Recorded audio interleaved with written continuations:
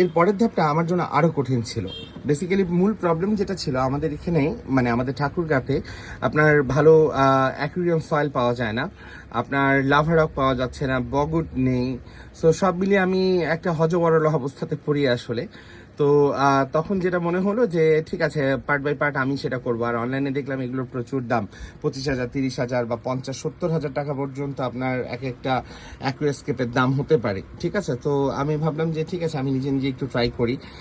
So আপাতত আমি মাছগুলোকে এই জারটার মধ্যে রেখেছি। দেখতে পারবেন, আমি একটু দেখি, চেষ্টা করে জুম করে যদি দেখাতে পারি।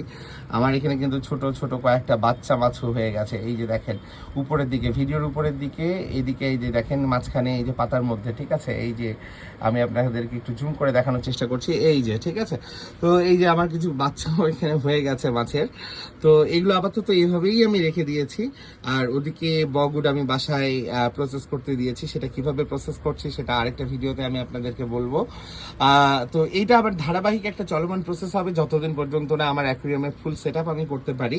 কারণটা হচ্ছে, আমি যেহেতু বিগিনার ছিলাম, আমার মতো অনেকেই বিগিনার আছেন যাদের ইচ্ছে আছে কিন্তু হয়তো করতে পারেন না। হয়তো দুটো কারণই হতে পারে, একটা হচ্ছে মেনটেন কিভাবে করব, আর একটা হচ্ছে যে কোথায় কি পাবো না।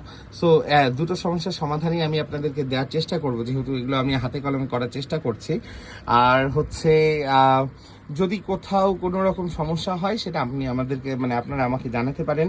আর আমি যেখানে যেখানে আটকে যাব, যারা অভিজ্ঞ আছেন আমার ফ্রেন্ড লিস্টে বা ফলোয়ার লিস্টে, তারা আমাকে অবশ্যই একটু সাজেশন দেবেন। আপনাদের সাজেশন নিয়েই সামনে আগাতে চাই।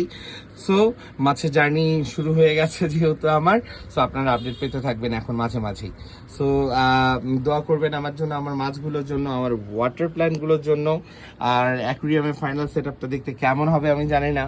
ঠিক আছে, সো আপনারা আমাকে অবশ্যই জানাবেন। থ্যাংক ইউ, ভালো থাকবেন।